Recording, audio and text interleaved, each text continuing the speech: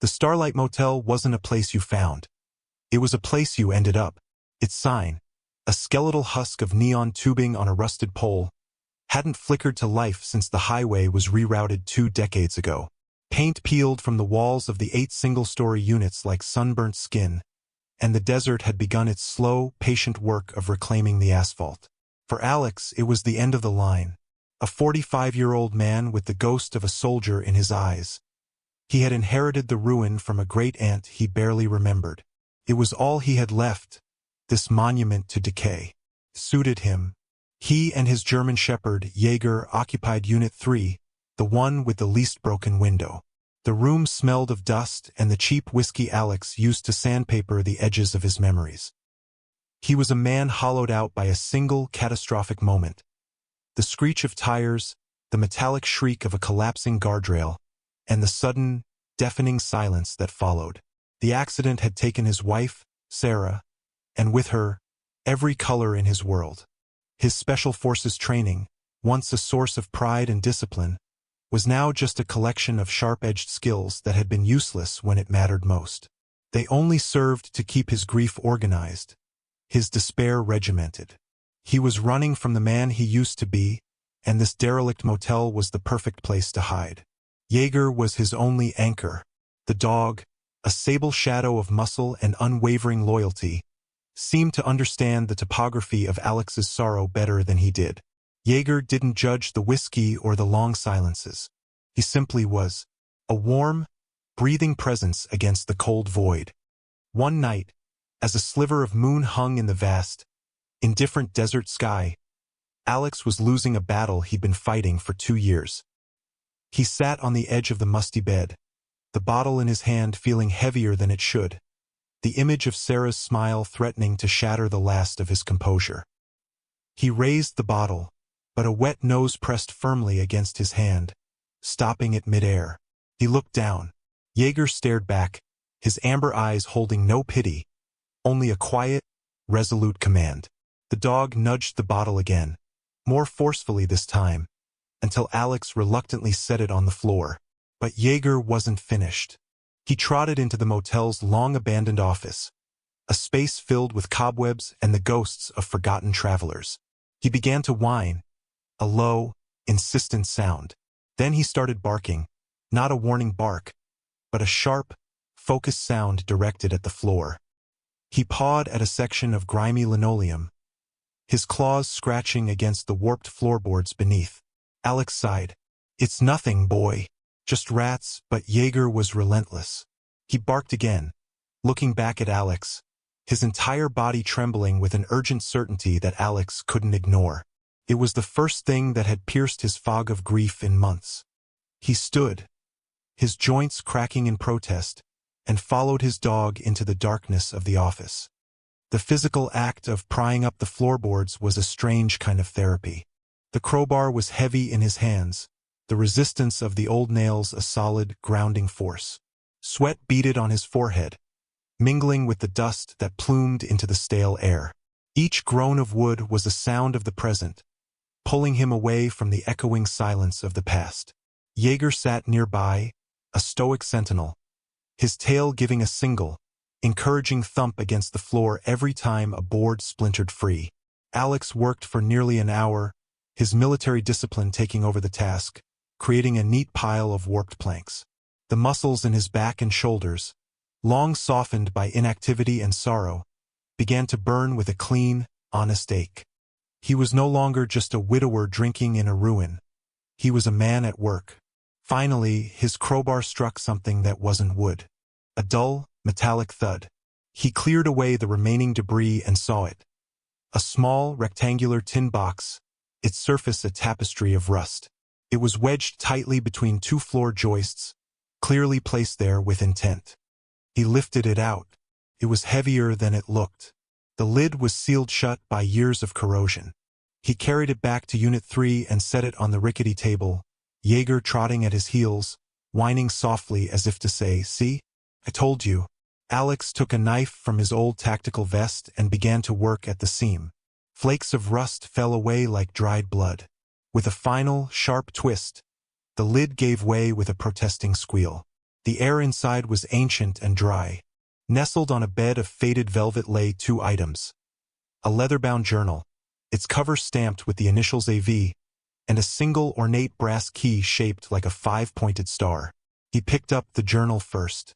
The leather was brittle, but the pages within were surprisingly preserved. The handwriting was elegant, a looping cursive from a bygone era. It was the diary of a man named Arthur Vance, the motel's original builder and owner. Alex sat down and began to read. The early entries were filled with hope and love.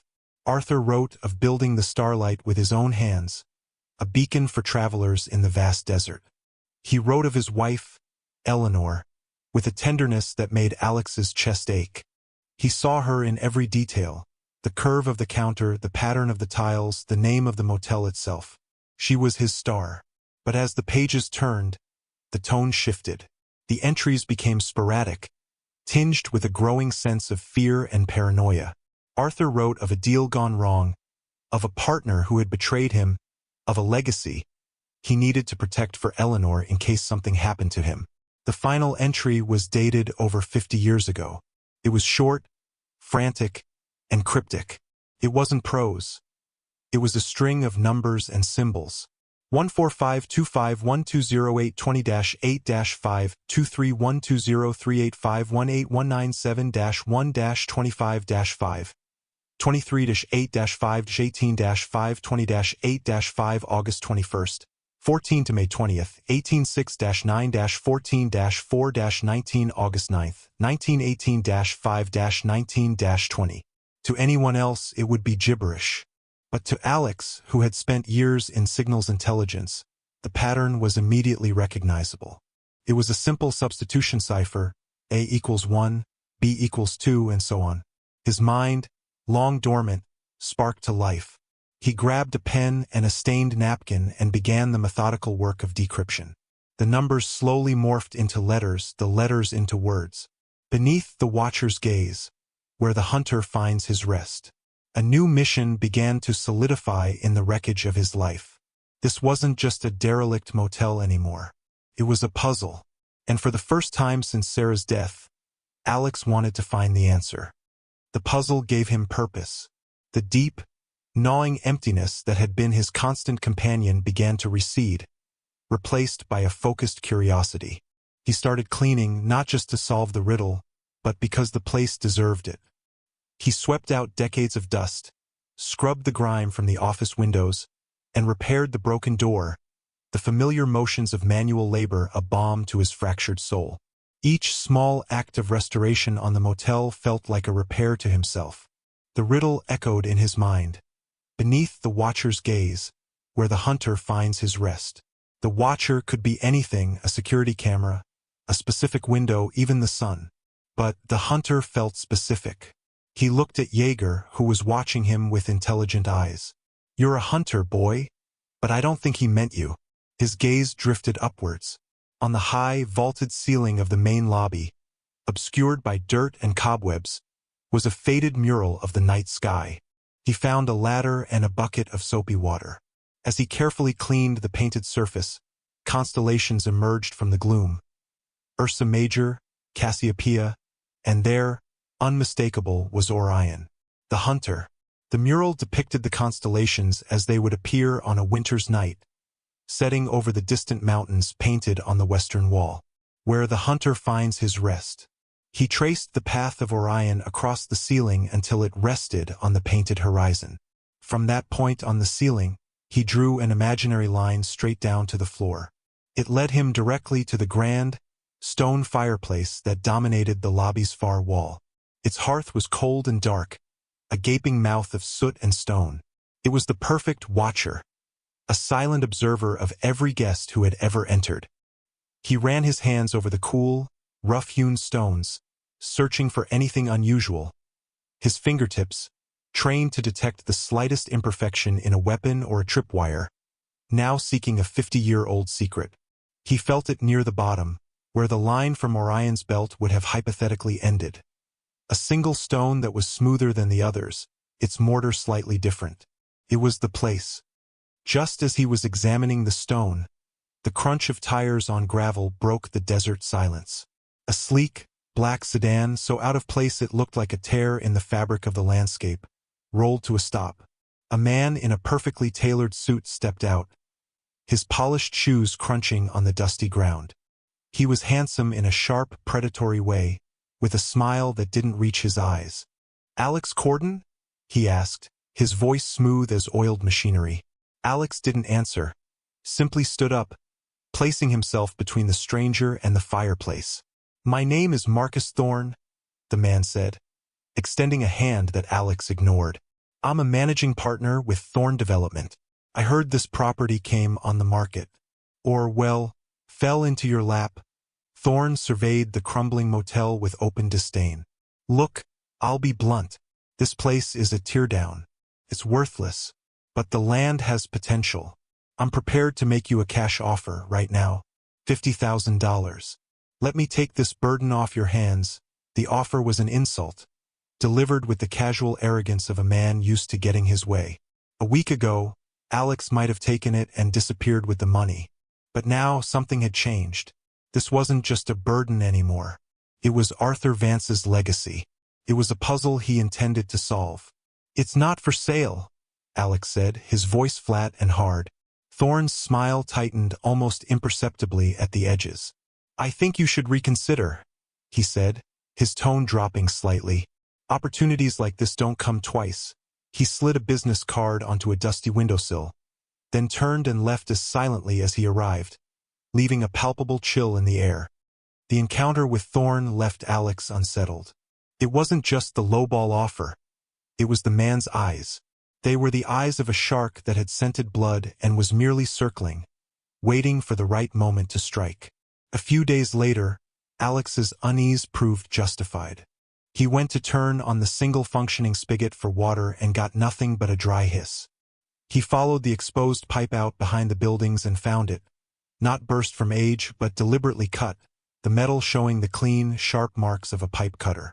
It was a message, a calculated act of sabotage designed to make his life here impossible. The isolation that had once been a comfort now felt like a vulnerability. That night, his old burner phone, a relic from a past life he kept for emergencies, buzzed to life. The number was blocked. He answered. "Having trouble with the plumbing, Corden?" Thorne's voice was smug, stripped of its earlier pretense. "I told you to reconsider. That $50,000 offer is $40 now. The price goes down every day you make me wait. Don't be a fool."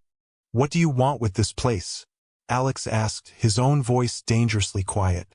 There was a pause, then a soft chuckle. "Let's just say it has sentimental value to my family, and I don't like other people playing with my family's things. You're a veteran, right? Former operator? You should be smart enough to know when you're outgunned. Take the money and walk away." The casual, condescending use of veteran was a deliberate provocation, a way of sizing him up and dismissing him simultaneously. The call ended. Alex stood in the darkness, the dead phone in his hand. This wasn't about land development. It wasn't about a crumbling motel. Thorne knew something was here. He wanted it, and he was willing to do more than just make offers to get it. The threat was no longer implied. It was hanging in the dry desert air, personal and direct. A cold, familiar feeling settled in Alex's gut. The feeling he used to get before a mission, the calm before the storm. The stakes had just been raised, and he knew with chilling certainty that this was only the beginning. The threat galvanized him. Fear was an old acquaintance, and his training had taught him how to use it, to channel it into focus. He returned to the fireplace, his movements now filled with a new urgency. He retrieved the star-shaped brass key from the tin box, felt cool and solid in his palm. Kneeling before the hearth, he examined the smooth stone he had identified earlier. Near the bottom edge, almost invisible against the rough mortar, was a tiny keyhole, shaped exactly like the key. It was a perfect match. With a deep breath, he inserted the key and turned. There was a low grinding sound, the protest of stone on stone after 50 years of silence. A section of the hearth, the smooth stone at its center, receded inwards and then slid to the side, revealing a dark, rectangular cavity. Inside was another metal box, larger and heavier than the first. This one was a proper safe box made of thick steel. It wasn't locked. He pulled it out and carried it to the table where the lamplight could catch it. His heart hammered against his ribs. He lifted the heavy lid. It was filled not with treasure, but with paper. Thick, leather-bound accounting ledgers, stacks of deeds tied with faded ribbon, and a bundle of letters. He started with the ledgers. The columns of numbers detailed a sophisticated money laundering operation that had been run through the motel, a way to wash illicit cash from a criminal enterprise. The name signed at the bottom of the audits was Alistair Thorne, Marcus Thorne's father. Arthur Vance had been his unwilling partner, trapped and threatened. Then Alex picked up the letters. They were from Alistair to Arthur, filled with threats and demands. But it was the last letter, written in a shaky, panicked hand, that made the world stop. In it, Alistair confessed to his partner that he'd had to solve a problem. An investigative journalist had been getting too close to their modern-day operations. He had arranged an accident for her on the old highway, making it look like she lost control on a dangerous curve. He provided the date, the time, the make of the car. Every word was a hammer blow to Alex's soul. The date was the date of Sarah's death. The location was the exact spot where her car had gone off the road. The description matched perfectly. It wasn't a random accident. It wasn't a cruel twist of fate. It was murder. Sarah, with her fierce intelligence and refusal to back down from a story, had uncovered the Thorne family's criminal empire. And they had silenced her. The man who had stood in this very room, condescending and smug, was the son of the man who ordered his wife's death, and likely the one who carried it out. The trauma that had shattered Alex's life wasn't a random event. It was a deliberate act, a secret buried right here, in the very foundation of this forgotten motel. The grief that had hollowed him out ignited into a cold, diamond-hard rage. This was no longer about a hidden legacy. It was about justice. The fight for the Starlight Motel had just become the fight for Sarah. The rage was a tidal wave, threatening to pull him under. For a moment, he wanted to drive into town, find Thorne, and let the violence that lived in his muscle memory take over. But then his training, the deep, ingrained discipline of a decade in the shadows, asserted itself. Raw emotion was a liability. Justice required a plan. He could go to the police, but Thorne had as much as said he was untouchable. Men like that had layers of insulation, lawyers, bought-off officials, plausible deniability. The evidence in the box was damning, but Alex had to be alive to present it. He had a choice. He could take the box and run, disappear, and try to fight from the shadows. Or he could make his stand here. Here, in the place where the secret was buried. Here, where Thorne felt he had the advantage. He looked at the crumbling motel, no longer seeing decay, but seeing terrain. He saw choke points, fields of fire, cover, and concealment. He wasn't a grieving husband anymore. He was Sergeant Corden, and this was his area of operations. He made his choice. He would not run. He would turn Thorne's arrogance into a weapon against him. He spent the next 24 hours preparing the battlefield. The years of neglect became tactical assets. He used rusted sheets of metal to reinforce the office door from the inside, creating a barrier that would take time to breach. He loosened the floorboards in the hallway of the main building, creating an unstable, noisy path for anyone trying to move quietly. In Unit 5, he rigged a network of empty cans and bottles that would crash down if the door was opened, a primitive but effective early warning system.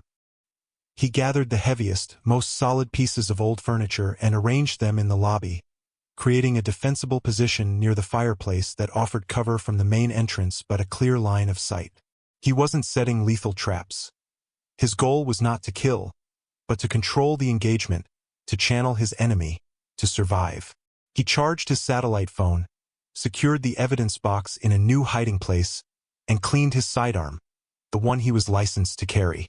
Jaeger watched him the entire time, the dog's usual calm replaced by a low, alert stillness. He understood. This was a hunt. As dusk settled, painting the desert in shades of bruised purple and orange, Alex took his position in the darkened lobby. He didn't have to wait long. Two sets of headlights appeared on the horizon, bouncing down the dirt track. It was a large SUV, not Thorne's sedan, parked far from the entrance. The doors opened and three figures emerged. Two were large, broad-shouldered silhouettes. The third was Thorne. They were coming to take the motel by force. The power to the main building died with a sudden clunk. They had cut the generator. The motel was plunged into absolute blackness. But for Alex, darkness was an old ally. He had the layout memorized. They didn't. He was home. The sound of shattering glass came from the far end of the building, followed by a loud crash and the clatter of tin cans. Unit 5. His alarm had worked.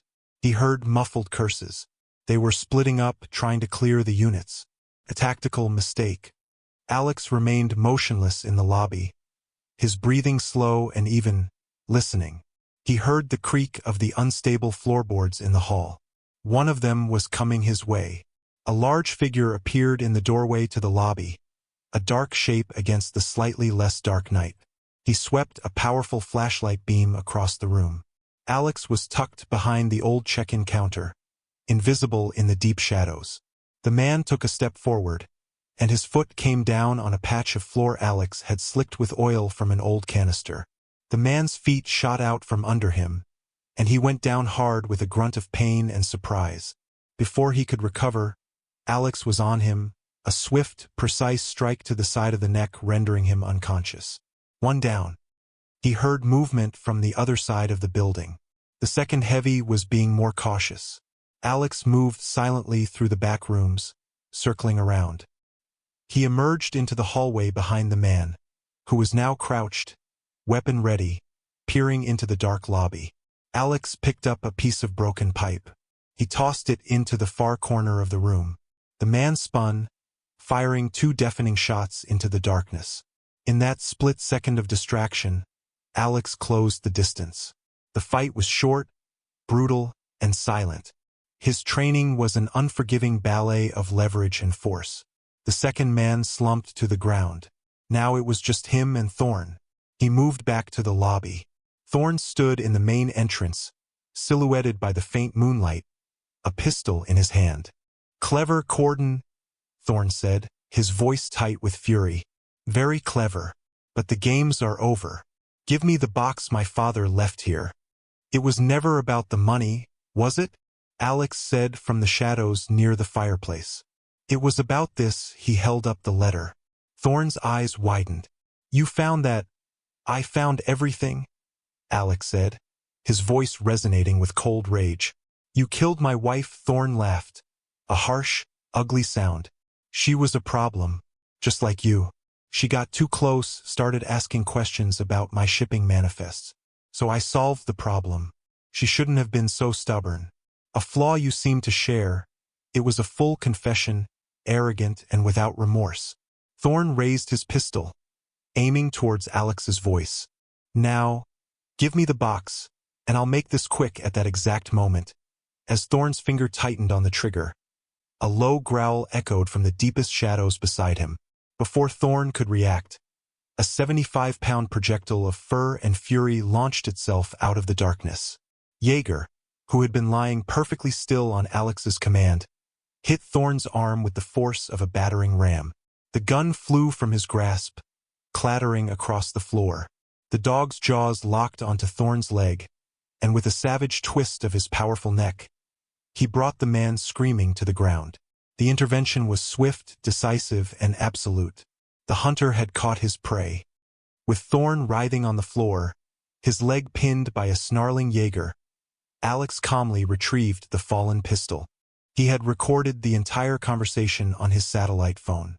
He had the confession, the physical evidence, and the culprit, neutralized by the most loyal partner he had ever known. He made the call not to the local sheriff, but to a state police investigator he knew from a joint task force years ago, a man he trusted. Within the hour, the desert was alive with the flashing red and blue lights of justice. The truth, buried for so long, came spilling out. Thorne, his empire built on his father's crimes, was taken into custody, his arrogant threats replaced by the click of handcuffs. In the weeks that followed, The full extent of the Thorne family's criminal enterprise was unraveled, all thanks to the evidence Arthur Vance had hidden and Sarah had died trying to find. The legacy Arthur had secured for his wife was also recovered, a significant sum of laundered money he had siphoned off and hidden, intending for Eleanor to use it to escape. By law, it now belonged to the owner of the property, Alex. He didn't hesitate. He used the funds to begin a new mission. He didn't tear the Starlight Motel down. He restored it meticulously, bringing it back to life not as a business, but as a sanctuary. It became the Sarah's Star Retreat, a free, peaceful haven for veterans and their families to heal from the invisible wounds of their service. He also established the Sarah Jensen Foundation for Investigative Journalism, funding the kind of fearless reporters who, like his wife, believed in chasing the truth no matter the cost. One evening, standing with Yeager by his side, Alex looked up at the newly restored neon sign as it bathed the courtyard in a warm, hopeful glow. The restoration of the motel was complete, and so was his. He had confronted the source of his trauma and transformed it into a legacy of healing and justice, proving that the deepest wounds can be healed not by running from the past, but by using its lessons to build a better future.